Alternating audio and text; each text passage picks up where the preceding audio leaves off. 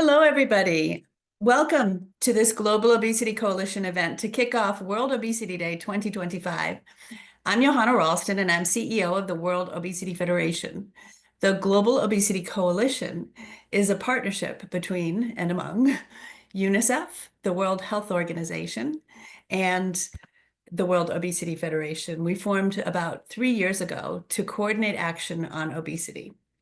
This event is one of a series of World Obesity Day webinars. If you haven't already, I encourage you to go ahead and register for the World Health Organization's webinar on their new technical package to stop obesity, which happens tomorrow at 2 o'clock Central European Time, which is 8 a.m. Eastern Time and 1 o'clock UK time, and 8 p.m. in Cambodia. So for UNICEF's youth-led session with Bite Back, please also look for details, which will be posted in the chat. That starts tomorrow at 7 a.m. Eastern Time, so an hour before the WHO session. Back to today, we're privileged to be hearing from Minister Peggy Vidot from the Seychelles. We will also get a sneak preview of the new World Obesity Atlas, and before diving into a panel discussion with civil society advocates from Tanzania, the United States, and Vietnam. We'd like to make this session as interactive as possible, so please, if I could ask you to start by introducing yourselves in the chat, telling us where you're from, and also what are your plans for World Obesity Day? What actions are you taking? What activities are you coordinating? World Obesity Day 2025 comes at a critical time for advancing action on obesity. In September, there will be the UN high-level meeting on non-communicable diseases, the fourth such one, non-communicable diseases and mental health, I should say, the fourth such meeting that has taken place, to take place at the at the time of the UN General Assembly, reflecting the importance, political importance of this topic. It's vital that we see understand that obesity is a disease and a driver of other NCDs, including some types of cancers, heart disease, stroke, and type 2 diabetes. Many of the same policies to prevent and manage obesity can help to address and reduce the incidence and burden of NCDs. Action on obesity is a double duty or a win-win action for healthier lives. This World Obesity Day, we're critically examining the systems underlying obesity and NCDs and calling for structural change to create healthier lives for all. To learn more about the campaign, Changing Systems, Healthier Lives, we're going to now just briefly watch a short video.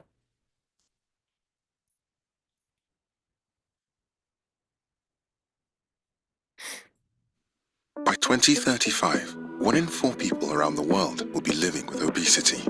That's double the rate today. Obesity is increasing in nearly every country in the world, rich and poor. For too long, the focus has just been on individual responsibility. Now, it's time to spotlight the systems driving the increase in obesity, from healthcare and food systems to the built environment. Why is this so important? Because obesity is not just a disease, it's a driver of many others, including diabetes, heart disease, and cancer. As obesity increases, so do the rates of these other diseases. Addressing obesity is a critical step in reducing the global burden of chronic disease. The time for collective action is now. We need to transform our health systems so they are better equipped to provide care for people living with obesity and other related health issues. We need to challenge stigma in all areas of society. We need to transform food systems to deliver healthy diets. We need a built environment that gives people more opportunities to be active. It's time for us to demand change from governments, health systems, food companies, employers, and media to overcome the obesity crisis. World Obesity Day, Changing Systems, Healthier Lives. Thank you. So again, you can find that video on our website on worldobeసిtyday.org. And you can also find a calendar of events, of activities all over the world. But it's now my great pleasure to welcome Minister Peggy Vidot, who is Minister of Health from the Seychelles. As you may know, the Seychelles, a small island developing state, is one of many small island developing states in the Pacific and the Caribbean where the rates of obesity, particularly among children, are soaring, and where there have not been adequate policy responses until more recently to address them. So we're really looking forward to hearing the leadership that Seychelles is taking at political levels and the work of Minister Vidot in addressing this and implementing this. Thank you. Welcome, Peggy. Thank you very much, Joanna. Good afternoon, everyone. I'd like to start by thanking the World Obesity Federation, WHO, and UNICEF for the kind invitation, and also for the opportunity to share Seychelles' experience in addressing obesity. As in many countries, and in particular in small island developing states, obesity is a prominent reality in Seychelles, and one which affects thousands of individuals of all ages. Obesity has grown beyond an individual issue, as it's been said, and is recognized as one of the most unyielding public health challenges and as a national, social, and economic concern. Obesity, as we all know, is a major driver of disability and ill health, with obvious consequences for the well-being of individuals and families, as well as increasing pressure on and escalating the cost of health and social care services. The government of Seychelles has long realized that addressing obesity requires a societal approach in which the efforts of everyone, from parents to community leaders, government to private sector, must be mobilized and coordinated. And equally important, the focus must be on prevention and sustained action to address the root causes that lie in our culture, environment, social and economic growth, and the very definition of national development. It is a perspective and an approach which require the strongest, most determined, and visible leadership.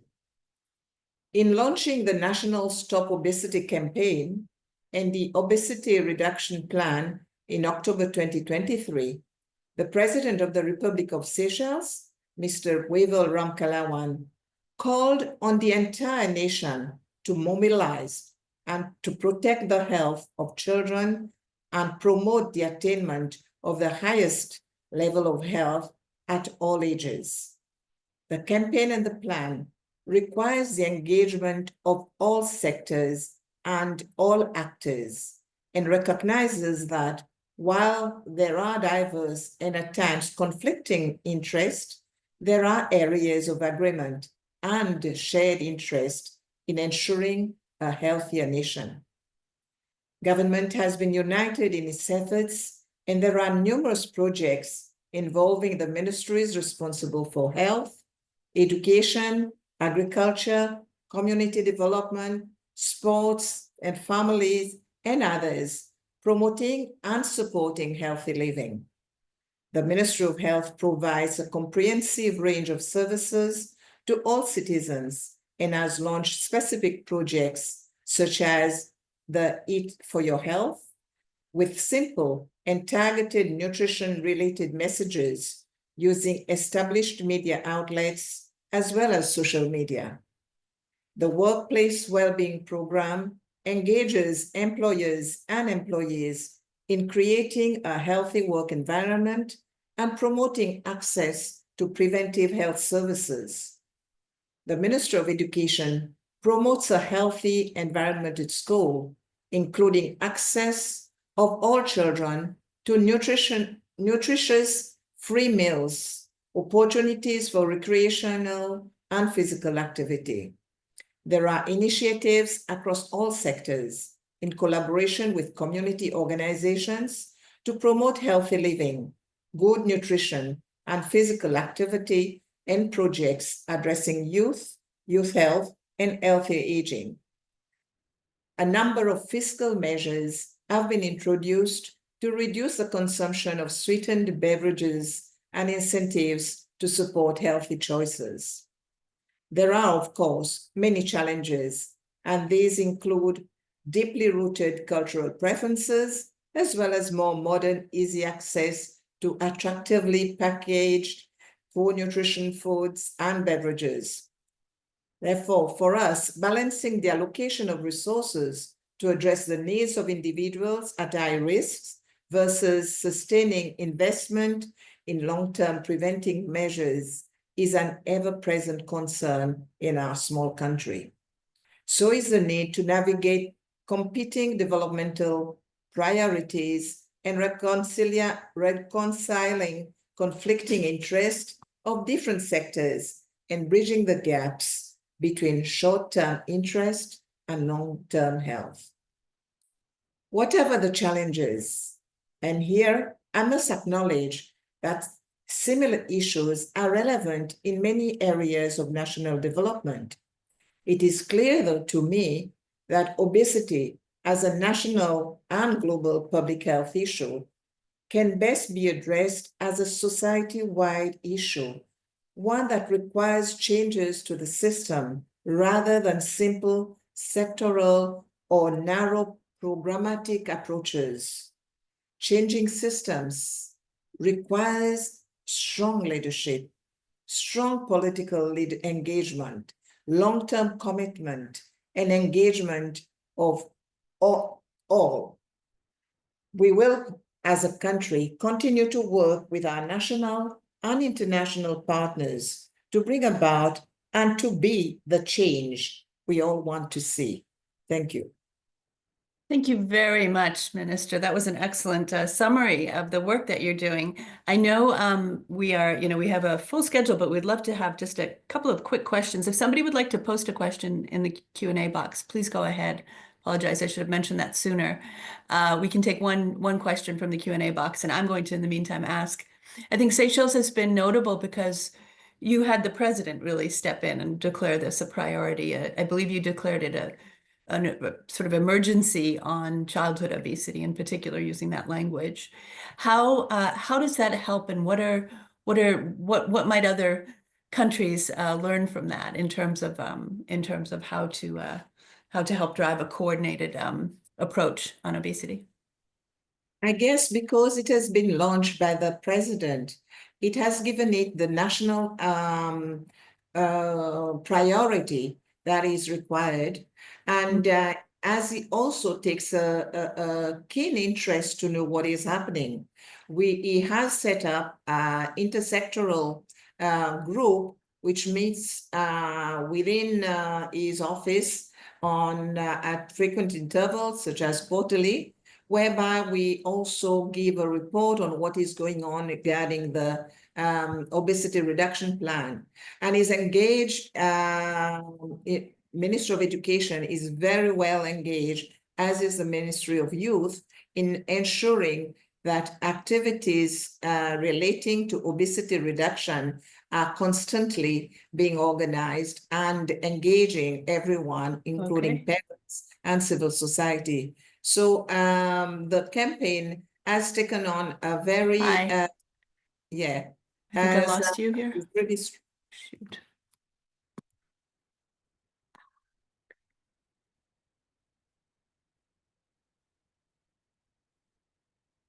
Hi, thank you so much for that. I lost you for a moment there. That was really helpful, and I think everything about the president stepping in and taking leadership and a personal interest in the topic is enormously valuable. So thank you so much.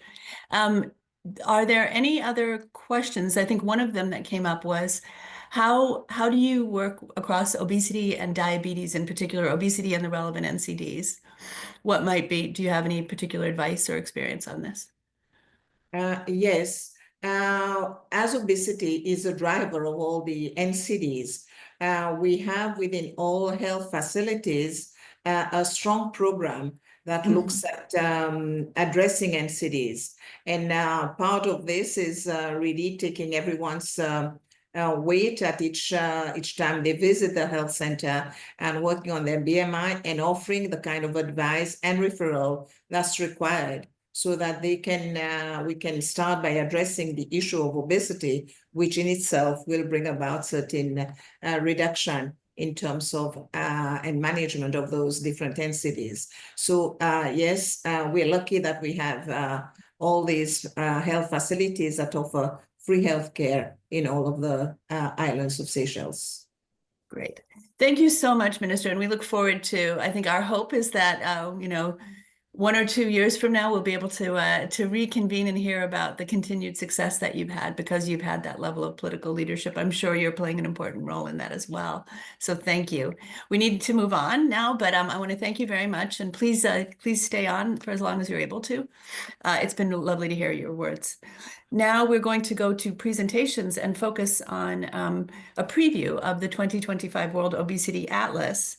Junaid Powis, who is Head of Data and Evidence at World Obesity Federation, will share some highlights from the Atlas, which is being published tomorrow. Thank you.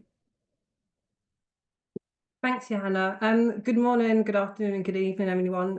It's a pleasure to be here today. I'm going to spend the next few minutes or so just giving a brief overview of the Atlas that will be published tomorrow, which is still under embargo. So I'll have to keep it brief. But next slide, please. Thank you. So just to start with a bit of context. So the Atlas was created in the context of 2 major milestones this year. So the first being the 4th high-level meeting on non-communicable diseases, which will be taking place in September in New York this year. And for this event, we really want to drive home during World Obesity Day, but in the lead up to it as well, that obesity can manifest as a disease in its own right when the excess weight impairs your health, but it's also a driver of other diseases, which many global NCD targets are framed around. And then the second kind of milestone or event is tomorrow, so the big day itself, World Obesity Day, where the theme this year is changing systems, healthier lives. And for this, we really want to shift the focus away from kind of individuals to the systems that shape our health. So we know that the environment that we live, work, and play in, whether that's health systems, urban environment, and food systems, all have an effect on our health, regardless of our weight status. Next slide, please. So with that in mind, this year's Atlas, which again is under embargo for another 12 hours or so, we'll look at these 3 key things. So as usual, we'll look at the prevalence of obesity globally, regionally, and nationally, and we'll be providing updated projections up to the year 2030. Then we also provide new estimates for the contribution of high body mass index to the world's leading non-communicable diseases. And we do this, as I said, because we really think we have the high-level meeting in September in mind and want to drive home the role that obesity plays in these diseases. And then finally, we also look at the action that's being taken in different countries in terms of kind of public health policies that have been implemented, but also health service preparation. Next slide, please.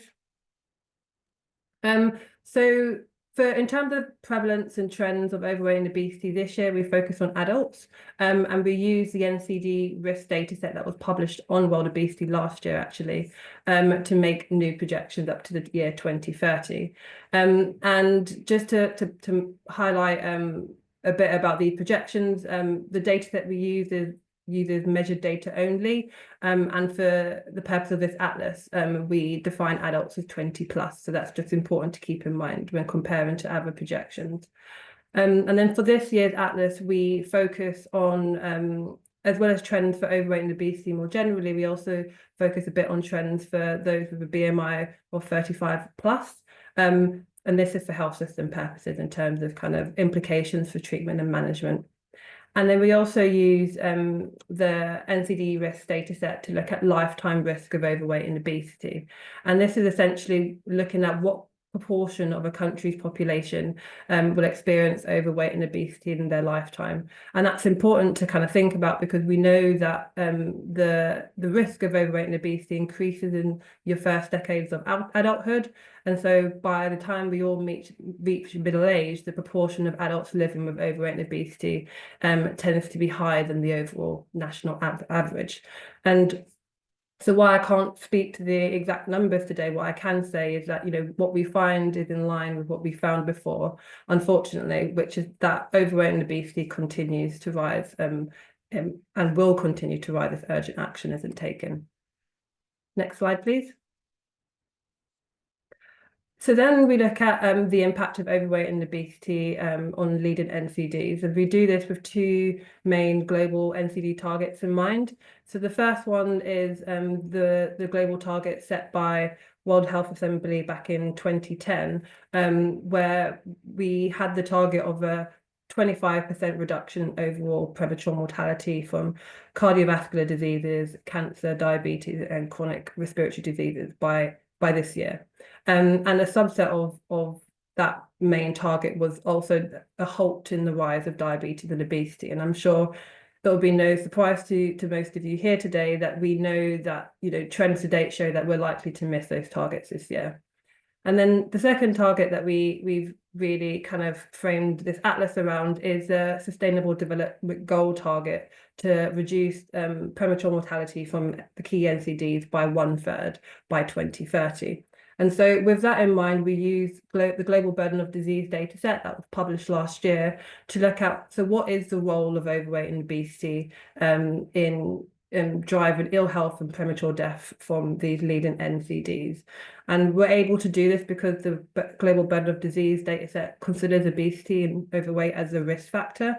And so again, while I can't speak to the exact numbers, what I can say that we find is high BMI contributes significantly to ill health and premature death from the leading NCDs, and therefore we make the case that, if we're going to make progress on non-communicable diseases more broadly, then sufficient action on overweight and obesity needs to take place.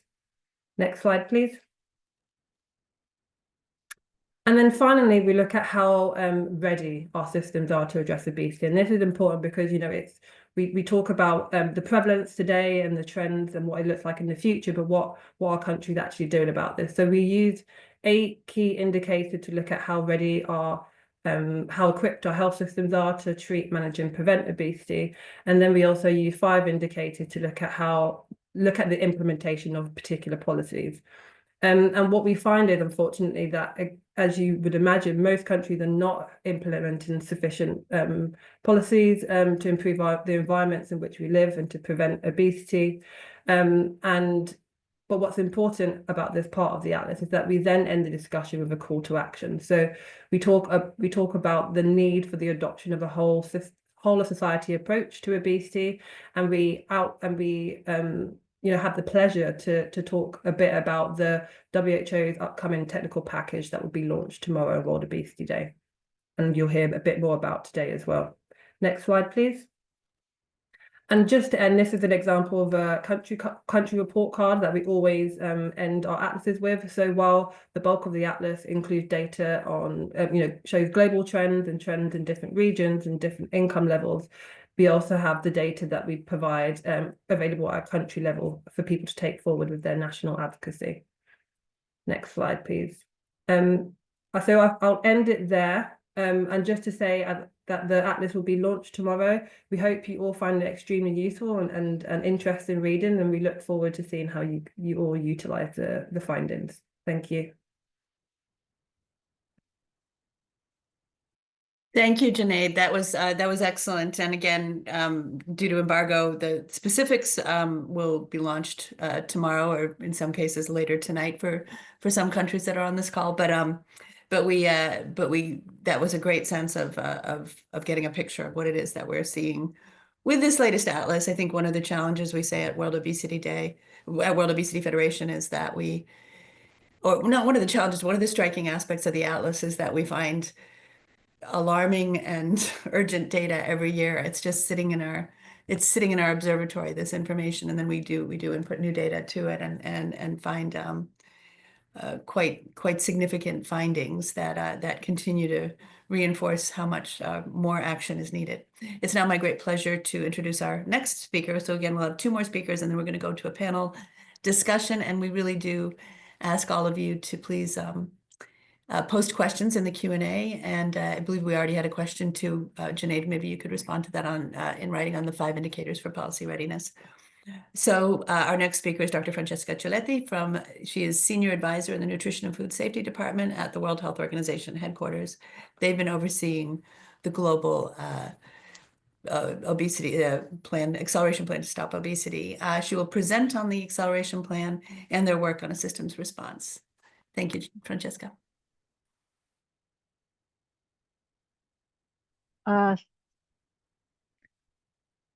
Thank you very much, Joanna. and greetings to all. It's my pleasure to be here today. On behalf of the Global Obesity Coalition, and WHO is very proud to be part of this this platform. In fact, we work very hardly together and very harmoniously, a system within the system, to really provide the best support to address this public health emergency, the obesity crisis. Next slide, please. We have been seeing by Junaid, in fact, that the obesity is a challenge, is a global challenge that is spread uniformly across the world. And we are very committed, and as a request by the member states, to the rollout and expansion of the acceleration plan to stop obesity with the frontrunner country and beyond. As you can see here, we have, as from WHO, a very high political commitment at the highest level and to address this growing crisis. Next slide, please. And why do we do this? I think that there's not much to add to what has already been said. Today, we have 1 billion people with obesity and 1.6 billion people with overweight. We have observed in the last 20 and more years a steady increase of the attributed overall mortality, with today 3.7 billion deaths per year and going up. The global cost and the human capital cost are very high. There's a prediction of over $3 trillion per year by 2030. And as we see in this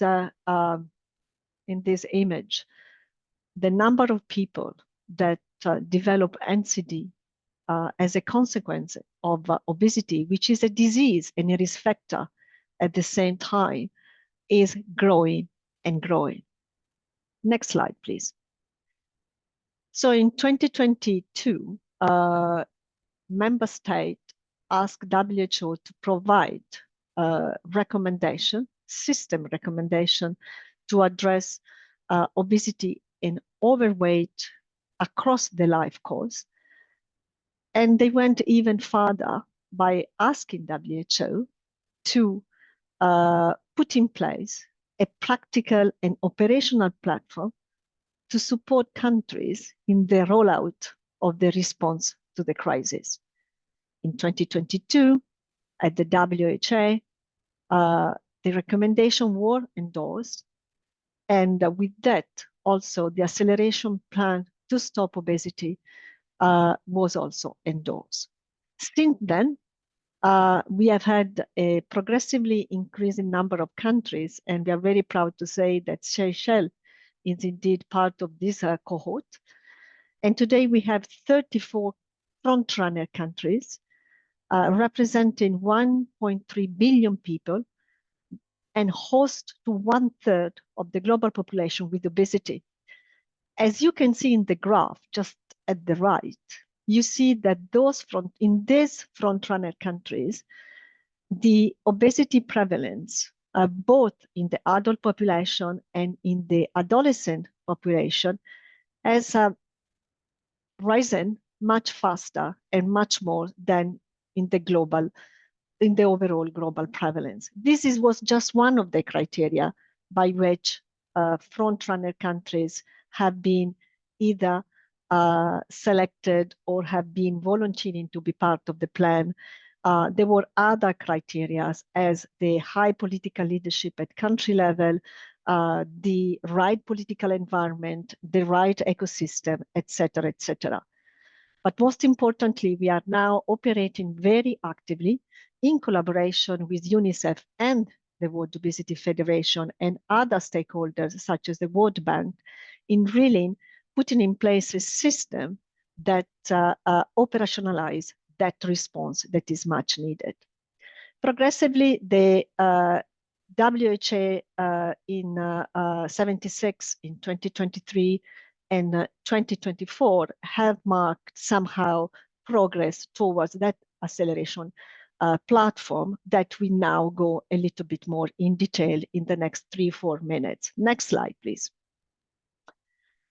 So it's really the challenge that we had, and that was really to move from the political request to the WHO mandate and to the operational stock take. Since 2022, when the plan was endorsed at the WHO, together with partners, and I emphasize again, UNICEF, the World Obesity Federation, more recently the World Bank, the civil society at large, the people living with obesity, the academia, we are really work very tightly together to work and really at national level through engagement of partners, through working in prioritization and really developing standardized solution in focusing on the delivery component of the plan and really achieve an accelerated country impact, in finding ways to have a long-term yet sustainable yet innovative support, and really put in place strong accountability mechanism. And to that point, Her Excellency, the Minister of Seychelles, pointed out to how the President created within his cabinet, within the government, an accountability mechanism to have report on the progress. The same thing we have tried to establish in many countries, and also we are due to report to WHO every 2 years about the progress that the countries are able to achieve. We have been working very closely, and again, in terms of like timeline, tomorrow is a big day for us because we are launching the technical package to stop obesity, and I go a little bit more in detail in this presentation. And also, we are also launching the operational model that we have been able to perfection and to put in place through the work that we have been doing in countries and a progress to take. Next slide. So the technical package to stop obesity is just a little bit of an overview because it will be launched tomorrow in a webinar. Is really is putting together the reason that we as WHO developed this package that we already been using some of these components with the 34 countries is because more and more countries were asking for more guidance on how to implement, to design and implement the response to the obesity crisis. We also know, and this is the theme of the World Obesity Day, that no single intervention can halt the rise of obesity. We do need a system approach. At the same time, we also know that if we do it all and we don't break down that complexity, it's going to be very hard to achieve progress and impact. And so this package is aimed really to provide a step-by-step approach to the design, and is aimed to provide a prioritized and simplified selection of intervention that can together achieve impact at country level.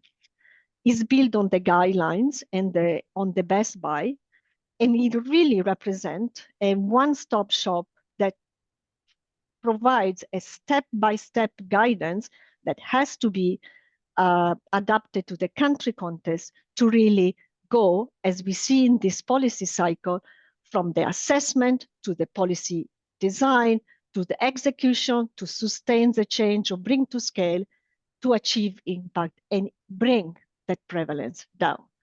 Next slide. Going to a conclusion. And this is really the operational model. How did we try together to break down that famous complexity that can help us in advancing and progressing a system response to the obesity pandemic? We really work in different phases with the countries where we try to have situational analysis, establish national target, and define a vision for change, to move into developing implementation pathways in phase 2, and stakeholder mapping and engagement, and detailed monitoring and accountability framework, to go into phase 3 that we are about to complete, really going deep on thematic priorities such as the health system response and building chronic care and designing and scaling up chronic care program for obesity management, breastfeeding, SSB taxation, etc., to finally move into phase 4, which is really the execution and scale up, and a phase where that marks the how to move to accelerating that impact and sustain that change. You can see here that, yes, it is difficult to breaking down the complexity of a system response to obesity. Yes, it takes a lot of effort, commitment, but country in this list and beyond are showing us that progress is possible and feasible. Great. Next slide, please. We need to wind it up because we're yes, okay. And we can see here the different phases. And if you can go to the conclusion, and the way I want to conclude, in fact, is to say that on this progress that countries have shown, I'd like really to commend the effort, the commitment, and of the front runners and beyond. And really, we just need to learn from those experiences and bring those examples to scale to really bring down and bend the obesity prevalence curve down. Thank you very much. Thank you so much, Francesca. That was fantastic. And apologies, we're just we're needing to make up some time. So please, everybody, join the webinar tomorrow to learn more about the WHO technical package. It's fantastic. It's been great to work with them. It's complex, but that's what obesity is, complex. So thank you. Now it's my great pleasure to introduce Mauro Brero, who is the Senior Nutrition Advisor at UNICEF, who will speak about their systems approach around childhood overweight and obesity. Thank you very much, Joanna, and greetings to everyone. I am indeed delighted to be part of this webinar today and speak on behalf of the World Obesity Coalition and UNICEF about our system approach to prevent childhood overweight and obesity. Next slide, please. We have seen the global situation of obesity provided by the previous presenters, but I would like to focus one moment on children, because the number of children currently living with overweight and obesity has been increasing in the past 20 years. And today we have over 400 million children living with overweight and obesity. And among them, about 40 to 50% actually living with obesity. And if we look at school-age children and adolescents, it is about 20% of them with this condition. And also, if we look at the trend of overweight and obesity compared to thinness, for the first time in our history, in the next 2-3 years, the level of overweight and obesity in childhood and adolescents will overtake thinness. So there is a very important challenge, as this form of malnutrition is becoming the most prevalent one globally. Overweight and obesity in childhood are driven by insufficient physical activity and especially by poor diets. Children today are consuming too little of what is nutritious and safe and healthy for them, like fruit, vegetables, legumes, etc. And too much of unhealthy foods, i.e. Sugar, salt, and fat, or ultra-processed foods. Next slide. But if we look at what is driving the current challenges in children diets, this is not the responsibility of families. This is not individual choices, but these individual choices are actually entrenched in systemic drivers. So this is why in UNICEF, we say that it is not families who are failing children, but it is systems. Today, from the remotest rural communities to the most populated cities in the world, we see a food environment that are increasingly characterized by a pervasive offer and an aggressive marketing of ultra-processed foods. And these foods are in all the environment where children live, play, and learn, like in schools, where the school meals are not always based on optimal standards, and where there is also this offer and marketing of unhealthy foods. At the same time, in the spaces where children play, there is not a sufficient offer of free, clean, and palatable water. And we see also an increased dependency of screens, and which contributes to a sedentary life. And on top of all of this, healthy diets are increasingly more expensive than the ultra-processed food that are becoming cheaper and most available. Next slide, please. So this is why in UNICEF, we are really basing our response to the crisis of children diet to a systems approach. So we need to support governments to strengthen the systems for children. We have identified 5 systems. For example, the water and sanitation system needs to be able to offer free and safe drinking water, and also to provide information and campaign about promoting water. The school need to be able to offer the safe and healthy environment for children to learn, but also to learn about nutrition and food. The social protection system needs to support families who are unable to access healthy diets with food assistance, with voucher, but also with social behavior change. And the food system, the health system need also to be able to offer the prevention services and the treatment services that are needed to address childhood obesity. The next one. In UNICEF, we put actually the food system at the center because we identified a set of policies also based on WHO guidelines and FAO guideline and other key guidelines and evidence that are able actually to address the structural and systemic driver of obesity and act at the level of supply chains and also modify the food environments. And here you see the first foods related policy, which include the code on marketing of breast milk substitute, but also the inappropriate marketing of commercial food for infant and young children. Then other policy related to school environment, to food reformulation, to front of pack labeling, food marketing, and taxes and incentives. And these are all double duty policies able to address all forms of malnutrition and especially overweight and obesity. And they are food-based and they are legally binding public policies. Next one. And to conclude, we believe that today we really have a fantastic opportunity. Francesca has just presented about the acceleration plan to stop obesity. This is a plan that has been endorsed by member states and that offers the possibility to support governments who are actually driving these transformative efforts on policies and system, and to offer tailored approach. And as UNICEF, we are really prioritizing this work in collaboration with the World Obesity Federation, with WHO, with the World Bank, to have all of us working in the same platform, driven by this technical package that will be presented tomorrow, that is very clear on how we should all join forces to transform this system through public policy action. Thank you very much for your attention. Thank you, Mauro. Thank you so much. And if people could continue to post questions, we're going to do our best to try to consolidate them as we go through the panel, which we need to jump into now. We are going to run a little bit over. I hope that that is okay for people, that will go till about 10 past the hour, simply because we've got amazing panelists, great questions from the audience, and clearly great desire to learn more and hear more. So first I'll introduce Hai Le, who is the youth component coordinator for UNICEF's Fix My Food initiative in Vietnam. For the past 2 years, he's been empowering youth communities to advocate for essential regulations to protect the food environment.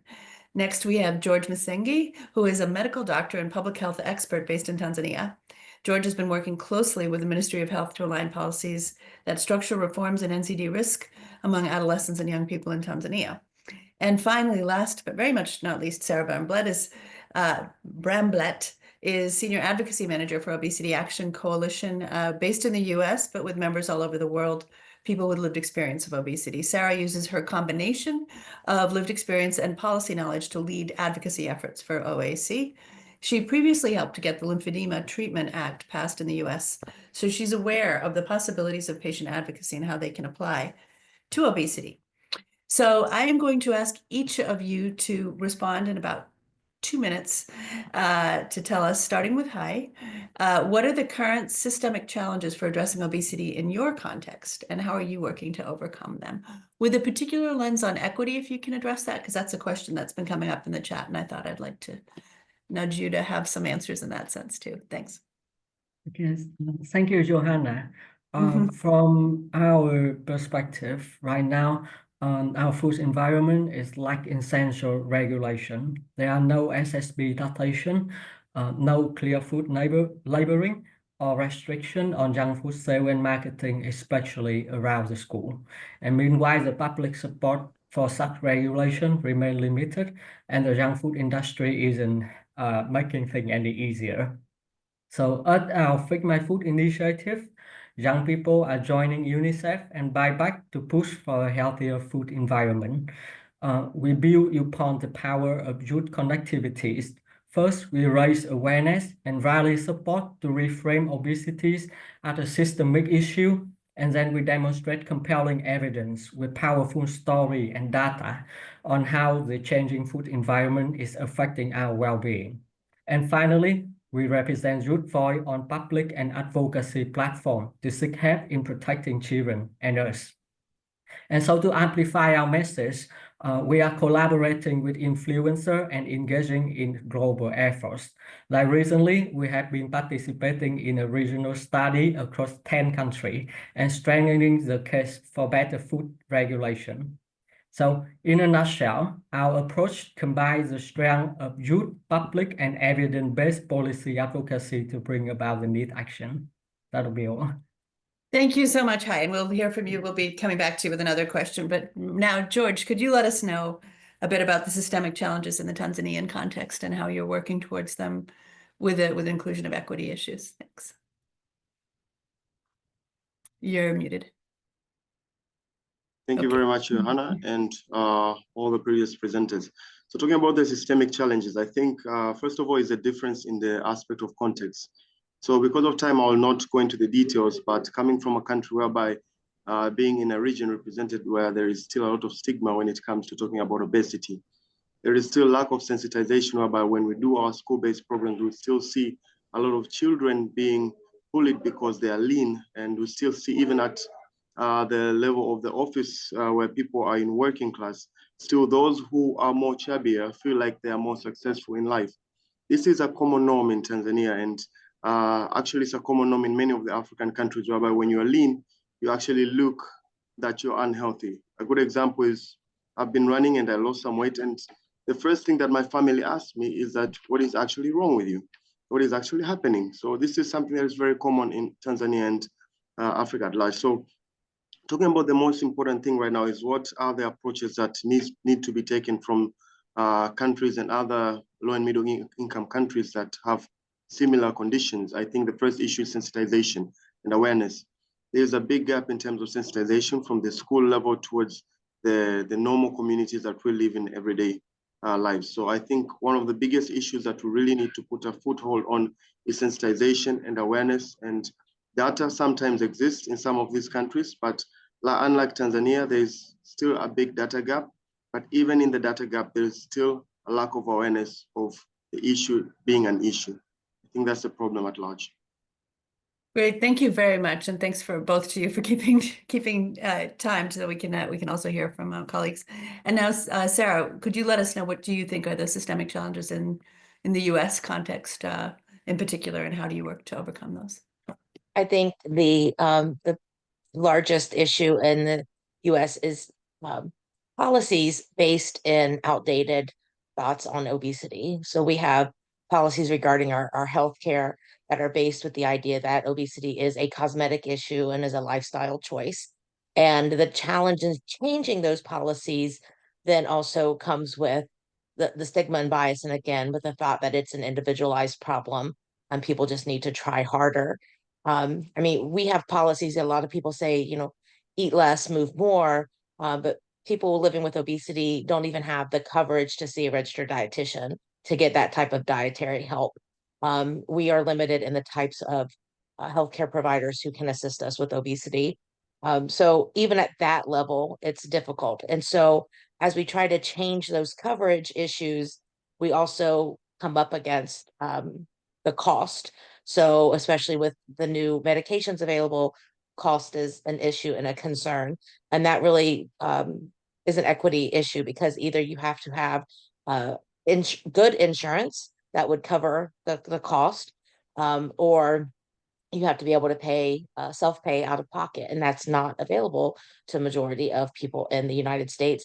And now we're seeing even some of the good insurance, as you would say, pulling back because of the increase in the usage of the medications. So it's very complex. As we say, obesity is a complex disease. The fixing the systems, our healthcare system in the U.S. is very complex. It would take me more than 2 minutes to describe it, but the general themes and all the types of insurance we have is restrictions on coverage for treatment of obesity, and then finding the solutions to lift those restrictions because people are concerned of costs. Great, thank you very much. And yes, I think just to echo this idea that, eat less, move more, rather than, eat better things partly, but eat less, move more should solve it was I think some of the thinking, as you said, behind the a target that Junaid mentioned around sort of halting the rise, zero prevalence increase to 2025, which I think Junaid politely said it was unlikely to be met. I think we would say it's been catastrophically missed is actually a better example, because the complexity of obesity wasn't understood. And I think each of your responses really showed that this is a complex issue. It has to be multiple systems working together.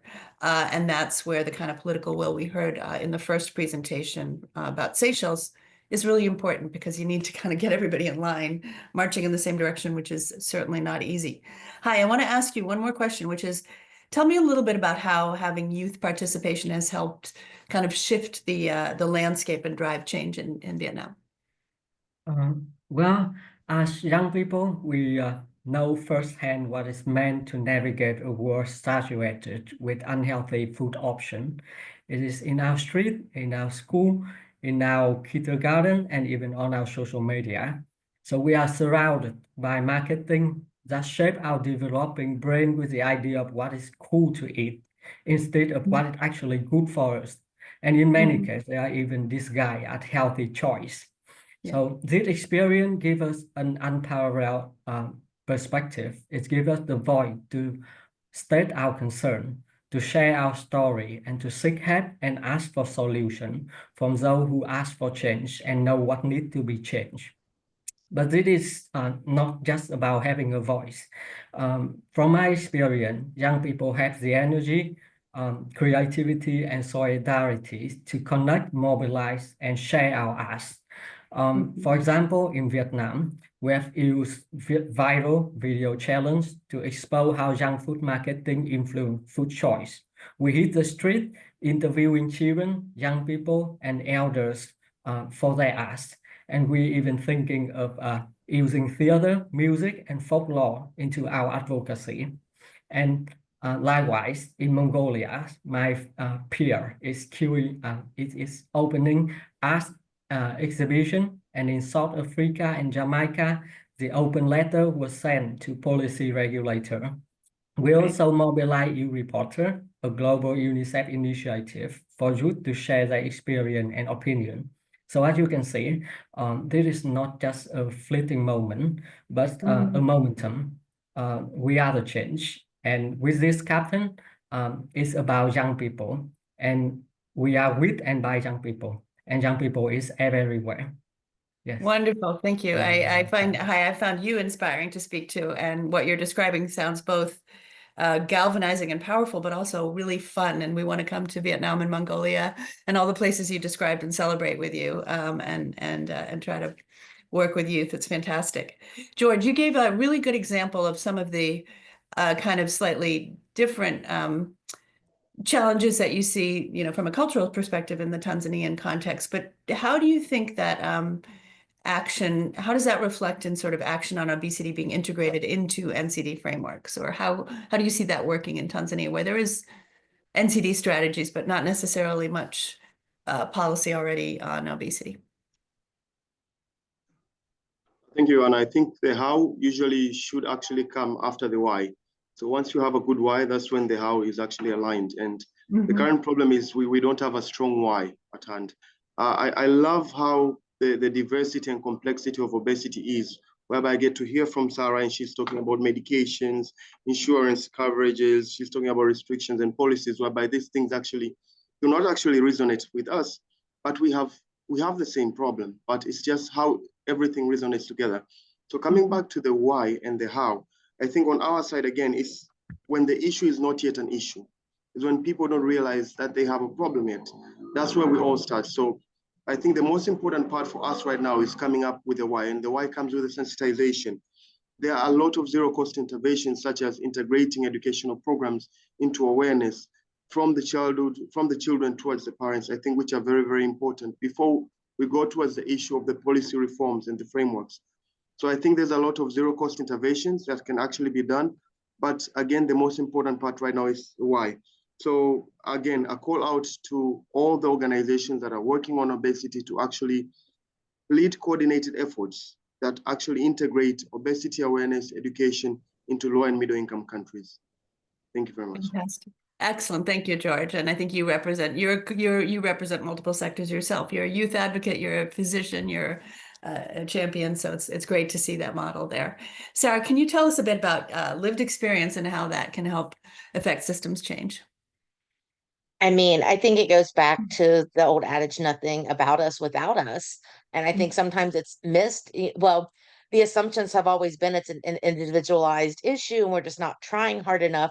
And to actually listen to the patient experience of what we have been trying to do and what the issues are within the system. Sometimes the people at the higher level who are creating the systems or even creating coverage don't realize the barriers that actually exist in accessing that coverage. And just quick example, for some treatments, such as bariatric surgery in the United States, some insurance companies again want you to see a registered dietitian or have some of these appointments, and those appointments aren't covered. So while the overall treatment is covered, the requirements to get that are not covered, and so you have to point that out and say, people think, oh, you have coverage, you shouldn't have obesity, you have what you need.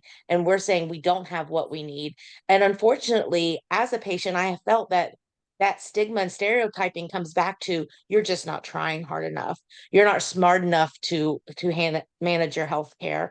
And so it's really harmful thinking, and we really have to speak up for ourselves. And that also goes with internalized bias.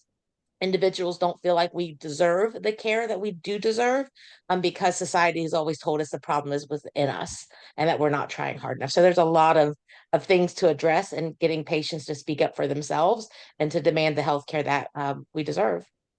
Great. And OAC's done a great job of that. Thank you. I think one of the questions in the chat was from our friend Michael Uchenora in Nigeria, was around what causes obesity. And we have a link in there about the roots of obesity, which was something from World Obesity Day, when we first had our first joint day, first March 4 day in 2020. It's a great example of sort of a tree, one person, a tree, many roots, and different roots, different people have different drivers of it. There's very much a genetic component of genetic predisposition. There are issues with sleep disruption. So again, it's the old myth, the old evidence of it somehow just being just about food and physical inactivity has been, shown to be very limited, and much understanding now is increased around metabolic reset and how even undernutrition can contribute to later overweight and obesity. So there's many different factors. But again, that root, one person, many roots concept, I think, is really helpful. And we encourage you to take a look at that. We know that sometimes it's a great way of explaining, and even to primary care doctors, how there's so many different drivers of obesity, and which ones are most important vary by country and culture, and even by individual. So we have we'll take a couple more questions, a few more questions, and then I'm going to ask you to make a quick closing statement. I think there is a question around access to therapies, to treatment, and those not being available in many, or cost prohibitive in many parts of the world. We know actually that that is the case. Many of these therapies are only available privately and at high cost, but that is going to evolve, and there is a GLP-1 review in one case for some of these things that WHO is leading. There's work being done on this to try to look at equitable access. What might you say are sort of any one of you like to comment on sort of the issue of equitable access to treatment for everybody who would need that as part of a comprehensive approach to addressing obesity. Sarah? I mean, I know in our case, once someone develops a more serious or another weight-related condition, such as type 2 diabetes, the treatments are covered. And so my thought is, we shouldn't have to get sicker. We shouldn't have to, our health shouldn't have to progress even further, decline even further, and have other damage done before we get access to treatment, which would be even costlier to these systems. I think the cost savings, I actually dislike having to prove myself worthy on a monetary basis, but we really have to think of the cost savings that we do when we invest in treatments. Absolutely. So it's one of the reasons that we did a lot of economic data on this, so that we could show that that is an inarguable case. So Hai, I want you to tell me, what do you think, what are ways that we can make sure that as we are more successful in addressing obesity, we don't contribute to inequity by, how can we make sure that it's equitable for all? Make sure that we don't sort of favor any one population over another, or even one geography over another. What would you say? It's a tricky question. I think that's an important thing is that we have to actively listen to the marginalized group. Sorry, my English is not that good. The less represented group. By actively reaching out and listen to them, we can ensure that their voice can be heard, and then we can create a more inclusive system and more inclusive policy. Yes, Talking and listening it's cheap and really, really, really important. Thank you for raising that. It's so incredible because it's complex. It's so incredible. We talk to each other, we speak to each other respectfully, and we listen to each other. It's such a great first step in overcoming inequity. And then finally, George, we have somebody from a nutritionist from Guatemala saying there's no policies about obesity there. And what can we do? What can they do in the Guatemalan context, or in a country where there's simply nothing? What would you say? Where would you start? Thank you very much. I think this kind of resonates with also the question that went too high, whereby we're talking about equity. So also in countries whereby there are no policies at all. So I would say the first thing in any response is to contextualize what you're doing based on your setting. So there are countries that already have policies, there are countries that do not have policies. So for countries that do have policies, it is easy to actually work in action towards the policy, either bettering whatever policy is speaking about to make it better. But for countries that there are no policies, you start with awareness, like how we have been talking about on my side. So I think bringing the sensitivity to action and mobilizing the community once they have been sensitized is the best approach towards making a policy reform or actually forming a policy. So again, it comes back to the community sensitization. It comes back to the zero-cost intervention of awareness. Excellent, thank you. So each of you now 30 seconds with one final quick question. It's 2035. Wildly successful World Obesity Day. It's because of things we did in 2025 and before, of course. But what does that look like for you? What is the success ingredient that you'd love to see? What would you like to see World Obesity Day 2035 celebrating? Have fun. Who goes first? Oh, okay. Hi. Why don't you jump in? That would be collective action. I want to see more and more collective action. Things like this is very meaningful. So I think that if we keep this momentum, and then we got UNICEF, we got WHO, we got Big My Food and Buyback and young people, everyone working together, then we will get there. Excellent. Thank you. We are serious. George? I think Hai just brain read my mind there. But part of collective action, just like how we have the map, Johanna, and I was asking about it the other day, I think we should have something that coordinates all the efforts together. If it is for the issue of policy action, for the issue of educational materials, whatsoever, we should have a similar map that actually coordinates all the efforts together. So I think that will be on point. Fantastic. We will, as Global Obesity Coalition, I think we could probably help make that happen. It's a great call to action for us. And Sarah, what does 2035 look like? I would hope in 2035 that people living with obesity have the same access to care as people who are living with other chronic diseases, and that obesity is treated the same as other chronic diseases, that when you get your diagnosis, you are then set up with the support of comprehensive care that you need without questions asked. If you compare now what a patient with a diagnosis of obesity goes through compared to the diagnosis of other diseases, it's very different. And actually, this afternoon, we're having a webinar and we have someone on who's going to talk about the different experience she has when she had a diagnosis of cancer versus when she's tried to sought care for obesity. Well, it's night and day, and it shouldn't be. We and here in the United States, we're paying, or someone is paying for our healthcare, and we should get the same type of healthcare as everyone else.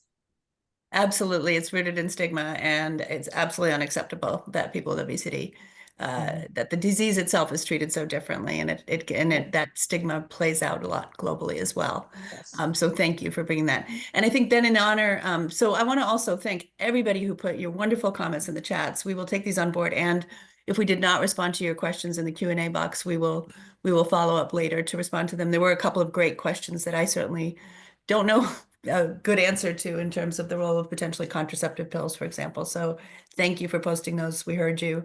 We'll come back to you. And now also, because again, that role of lived experience is so critical, we're also honored to have one of our own board members who we have 2 seats for people with lived experience on our board, and would love to have Agoino Stephen from Kenya tell us just sort of summary remarks based on having heard this and based on his own experience. All right, great. Thank you very much. Can you confirm that you can actually hear me? Can hear you. All right, great. Thank you very much, everyone, for amazing contributions throughout the discussions. And also, thank you very much as well for, as the conversation was going, I was monitoring how we are using the language, especially around lived experience and people first language and obesity. And I was very happy with how that was coming out through the conversations.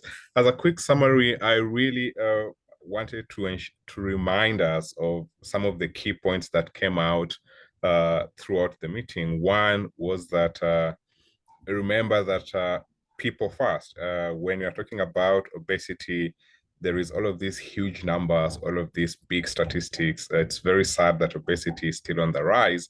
But at the end of the day, if you really wanted to put these numbers into practice, remember these represent people. So people first is something that I think continuously came out through the meeting, and that we should always remember that people are actually suffering with obesity. People are facing different challenges. When you're talking about access to healthcare or access to services, I was just having a media call today, and access to services seems like a very far removed concept when you are not living with obesity until you find that you cannot access drugs. So remembering that it's people who are actually affected with these conditions is very critical. And then second to last thing that came out through this call that was very strong as well was remembering that our voice matters, voices of people like us who are living with obesity, were born with obesity, and continue to advocate with obesity.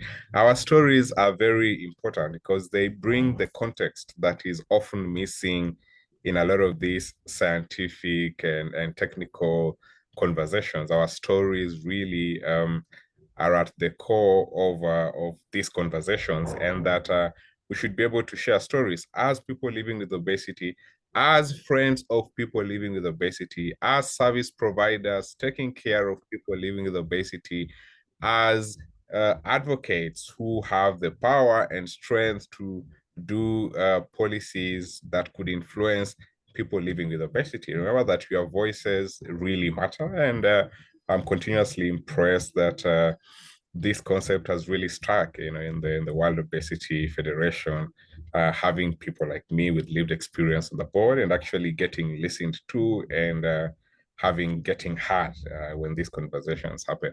And then the last thing I'd like to remind us all during this conversation is that action is what counts. And throughout the call, we've talked about different ways in which we could act, so action really counts. Awareness is action. Talking to your policymakers is action. Talking to your friends is action. Talking to your family about obesity is action. Doing research on this work, that's action. Going to policy meetings and boards and ensuring that our voices are heard and our issues are mentioned, that is action. Posting on social media is action. Sharing this call as an example to an online audience is action. So tomorrow especially gives us a very unique opportunity to actually contribute to that action by getting online, sharing our messages, sharing our experiences, going to the communities, doing the work, sharing because tomorrow is World Obesity Day. Tomorrow is March 4th. So I think every action counts, and wherever you are in the world, don't feel like this problem is too big and there is nothing that you can't do about it. There's a lot that you can do with the resources that you already have. And my challenge to you would be, especially tomorrow, get out and use that small resource that you have to put some action in. And with that, in 2035, I'm looking forward to a community where, all of us have access to services. That graph that is continuously going up starts going down. I think that would be a very happy place for me in 2025. And with that, thank you very much. And back to you, Johanna.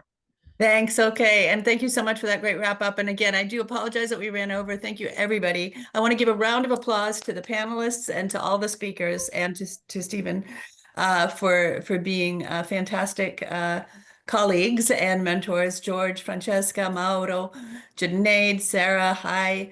And of course, Bueno, it's been a fantastic panel, and it's only the beginning. I hope that everybody is going to be, we'll see you here tomorrow for the UNICEF and the WHO webinars, and that you will take the atlas and all the assets and all your own efforts and share them with others. As Stephen said, let's take action. And I think, as we heard from Hai, which I think is incredibly important, and George echoed it, is like, let's talk to each other, let's listen, so that we can, as Sarah noted, really influence change, so that we're all people here affected by this, and we can take action together. So thank you, gracias, merci, all of those different thank you for a fantastic webinar.